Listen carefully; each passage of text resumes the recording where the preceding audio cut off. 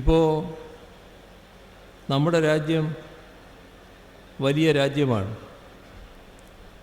അതിൻ്റെ ഭാഗമായി വലിയ നേട്ടങ്ങൾ നാം നേടിയെന്ന് നമ്മുടെ ഭരണകർത്താക്കൾ അവകാശപ്പെടാറുണ്ട്. അതിലൂടെ രാജ്യത്തിൻ്റെ വരുമാനം വലിയ തോതിൽ വർദ്ധിച്ചു എന്ന കണക്കുകളും അവതരിപ്പിക്കാറുണ്ട്. ഈ കണക്കുകളെല്ലാം രാജ്യത്തിൻ്റെ മുന്നിലും ലോകത്തിന് മുന്നിലും അവതരിപ്പിക്കുമ്പോൾ നമ്മുടെ രാജ്യമാണ് ഏറ്റവും കൂടുതൽ ദരിദ്രരുള്ള രാജ്യം, പാവപ്പെട്ടവരുള്ള രാജ്യം, നേരെ ചൊവ്വേ ആഹാരം കഴിക്കാൻ പറ്റാതെ പട്ടിണി കിടക്കുന്നവരുടെ രാജ്യം. എന്തുകൊണ്ടാണ് അത്തരമൊരു സാഹചര്യമുണ്ടാകുന്നത്?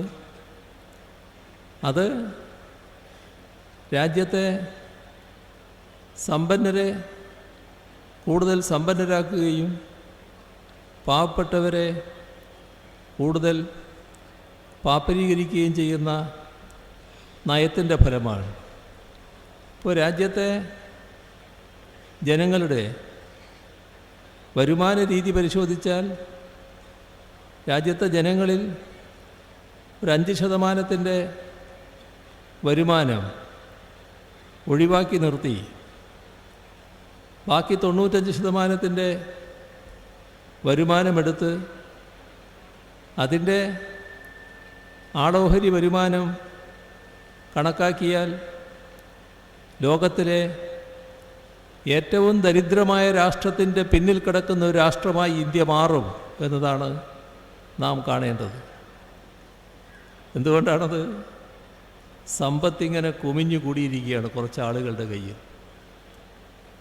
പാവപ്പെട്ടവർ സ്വതന്ത്ര പരമാധികാര റിപ്പബ്ലിക്കായ ഇന്ത്യയിൽ വർഷം കഴിയുന്തോറും കൂടുതൽ കൂടുതൽ പാപ്പരീകരിക്കപ്പെടുന്നു. ഇതാണ് നരേന്ദ്രമോദിയുടെ ഗവൺമെൻറ് സമ്മാനിക്കുന്നത്.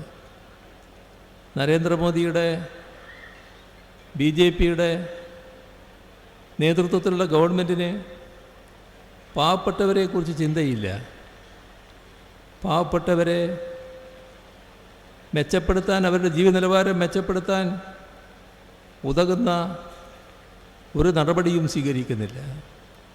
സാധാരണക്കാരായ ജനങ്ങൾക്ക് ആ ജനങ്ങളുടെ ജീവിത നിലവാരം മെച്ചപ്പെടുത്താൻ രാജ്യത്തെ ഗവൺമെൻറ്റിന് ബാധ്യതയുണ്ട്. അതിൻ്റെ ഭാഗമായി ചെലവിടാൻ രാജ്യത്തെ ഗവൺമെൻറ് സന്നദ്ധമാക്കണം. പക്ഷേ നാം കാണുന്നത് അത്തരം ചെലവുകൾ വെട്ടിക്കുറക്കുന്നതാണ്. ഇപ്പോൾ കൃഷിക്കാർ, കാർഷിക രംഗം രാജ്യത്തിൻ്റെ ഏറ്റവും പ്രധാനപ്പെട്ട രംഗമാണ്. പക്ഷേ ആ കാർഷിക രംഗത്ത് കേന്ദ്ര ഗവൺമെൻറ് സാധാരണ നിലക്ക് നൽകി വന്നിരുന്ന സബ്സിഡികൾ ഇപ്പോൾ വലിയ തോതിൽ വെട്ടിക്കുറക്കുന്നു. അതിൻ്റെ ഭാഗമായി കൃഷിക്കാരുടെ കാർഷിക ചെലവ് വർദ്ധിക്കുന്നു. വളത്തിൻ്റെ സബ്സിഡി വലിയ തോതിൽ വെട്ടിക്കുറച്ചിരിക്കുന്നു. ഒന്നാം UPA ഗവൺമെൻറ് കാലത്ത് ഇടതുപക്ഷം ശക്തമായ നിലപാട് സ്വീകരിച്ചതിൻ്റെ ഭാഗമായി നടപ്പാക്കപ്പെട്ട പദ്ധതിയായിരുന്നു തൊഴിലുറപ്പ് പദ്ധതി. ആ തൊഴിലുറപ്പ് പദ്ധതി ഇപ്പോൾ വലിയ തോതിൽ വെട്ടിക്കുറക്കുന്ന നിലപാടാണ് കേന്ദ്ര ഗവൺമെൻറ് സ്വീകരിച്ചിട്ടുള്ളത്. രാജ്യത്തെ പാവപ്പെട്ടവരെ ഏറ്റവും കൂടുതൽ പ്രതികൂലമായി ബാധിക്കുന്ന നടപടിയാണിത്.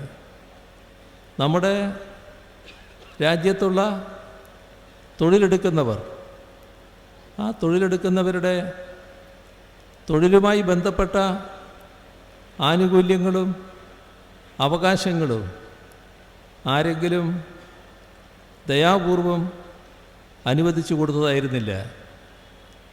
ഊക്കേറിയ പ്രക്ഷോഭങ്ങളുടെയും സമരങ്ങളുടെയും ഭാഗമായി അനുഭവിക്കേണ്ടി വന്ന ഒരുപാട് ത്യാഗങ്ങളിലൂടെ നേടിയെടുത്തതാണ് അത്തരം ആനുകൂല്യങ്ങൾ. പക്ഷേ ഇന്നത്തെ ഇന്ത്യയിൽ കാണുന്നത് എന്താ? ആ ആനുകൂല്യങ്ങളെല്ലാം ഓരോന്നോരോന്നായി വെട്ടിക്കുറക്കുകയാണ്. കോർപ്പറേറ്റുകളുടെ താൽപ്പര്യമാണ് സംരക്ഷിക്കുന്നത്. കോർപ്പറേറ്റുകളുടെ താൽപ്പര്യ സംരക്ഷണാർത്ഥമുള്ള നടപടികളാണ് സ്വീകരിച്ചു പോകുന്നത്. അതുകൊണ്ട് തന്നെ തൊഴിലന്വേഷകർ തൊഴിൽ ലഭിക്കാത്ത അവസ്ഥയിലേക്ക് എത്തുന്നു. തൊഴിലില്ലായ്മയുടെ നിരക്ക് വലിയ തോതിൽ വർദ്ധിച്ചു വരുന്നു. ഇതെല്ലാം സംഭവിക്കുമ്പോൾ തൊഴിൽ നൽകുന്നതിനുള്ള ഒരു നടപടിയും കേന്ദ്ര ഗവൺമെൻറ് സ്വീകരിക്കാൻ തയ്യാറാകുന്നില്ല. കോർപ്പറേറ്റുകളെ പ്രോത്സാഹിപ്പിക്കും, പൊതുമേഖലാ സ്ഥാപനങ്ങളെ ദയാവധത്തിന് വിടുന്നു. പൊതുമേഖലാ സ്ഥാപനങ്ങൾ വാശിയോടെ സ്വകാര്യവൽക്കരിക്കുന്നു. ഇതെല്ലാം നമ്മുടെ രാജ്യത്ത് കാണുന്ന കാഴ്ചയാണ്. റെയിൽവേ പോലുള്ള പൊതുമേഖലാ സ്ഥാപനങ്ങളിലടക്കം തൊഴിൽ നിഷേധിക്കുന്നു. 10 ലക്ഷത്തോളം തസ്തികകൾ ഒഴിഞ്ഞുകിടക്കുന്നുവെന്ന് കണക്കുകൾ വ്യക്തമാക്കുന്നു.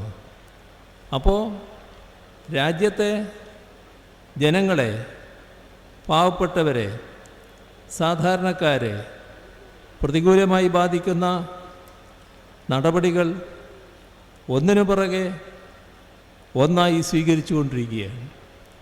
എന്തുകൊണ്ടാണ് അത്തരമൊരു നടപടി സ്വീകരിക്കുന്നത്? നരേന്ദ്രമോദിയുടെ നേതൃത്വത്തിലുള്ള BJP ഗവൺമെൻറ് ഇത്തരമൊരു നടപടി സ്വീകരിക്കുമ്പോൾ ആ നടപടിക്കെതിരെ ഇടതുപക്ഷമല്ലാതെ ഈ രാജ്യത്ത് അതിനെ ചോദ്യം ചെയ്യുന്ന ശക്തികൾ മറ്റേതുണ്ട്? ഇപ്പോൾ രാജ്യത്തുള്ള ഒരു പ്രധാന പാർട്ടിയാണല്ലോ കോൺഗ്രസ്. കോൺഗ്രസ്സിന് ഇത്തരം നടപടികളെ ചോദ്യം ചെയ്യാനാകുമോ? ചോദ്യം ചെയ്യുന്നുണ്ടോ? നാം ശ്രദ്ധിക്കേണ്ട കാര്യം, കേന്ദ്ര ഗവൺമെൻറ്റിൻ്റെ അധികാരത്തിലിരിക്കുന്നവരുടെ പേരോ കക്ഷിയുടെ പേരോ അല്ല ഇത്തരമൊരവസ്ഥക്കിടയാക്കുന്നത്. കേന്ദ്ര ഗവൺമെൻറ് നടപ്പാക്കുന്ന നയമാണ്. നരേന്ദ്രമോദിയും BJPയും നടപ്പാക്കുന്ന നയം അത് നവ ഉദാരവൽക്കരണ നയമാണ്. ഈ നവ ഉദാരവൽക്കരണ നയം എതിർക്കാൻ കോൺഗ്രസ്സിന് കഴിയുമോ? ആരാണ് നവ ഉദാരവൽക്കരണ നയം ഇവിടെ കൊണ്ടുവന്നത്? രാജ്യത്ത് നവ ഉദാരവൽക്കരണ നയം കൊണ്ടുവന്നത് കോൺഗ്രസ് ആണല്ലോ. കോൺഗ്രസിൻ്റെ നേതൃത്വത്തിലാണല്ലോ, കോൺഗ്രസിൻ്റെ കേന്ദ്ര ഗവൺമെൻറ്റാണല്ലോ. അതിൻ്റെ ഭാഗമായിട്ടാണല്ലോ കോർപ്പറേറ്റുകൾക്ക് അനുകൂലമായ നടപടികൾ തുടർന്നത്. അതിൻ്റെ ഭാഗമായിരുന്നല്ലോ പൊതുമേഖലാ സ്ഥാപനങ്ങളുടെ ഓഹരി വിറ്റഴിക്കൽ തുടങ്ങിയത്. അതുകൊണ്ട് തന്നെ ഈ നയത്തിൻ്റെ യഥാർത്ഥ ഉപജ്ഞാതാക്കൾ കോൺഗ്രസ് ആണല്ലോ. ഫലത്തിൽ എന്താണ് സംഭവിക്കുന്നത്? BJPയുടെയും കോൺഗ്രസിൻ്റെയും നയം ഒന്ന്. പാവപ്പെട്ടവരെ, സാധാരണക്കാരെ പ്രതികൂലമായി ബാധിക്കുന്ന നയം. സാമ്പത്തിക നയത്തിൽ ഒരു വ്യത്യാസവുമില്ല. ഈ കാര്യത്തിൽ ഇടതുപക്ഷം സ്വീകരിക്കുന്ന നിലപാട് അതുകൊണ്ട് തന്നെ കോൺഗ്രസ്സിന് സ്വീകരിക്കാനാവുന്നില്ല.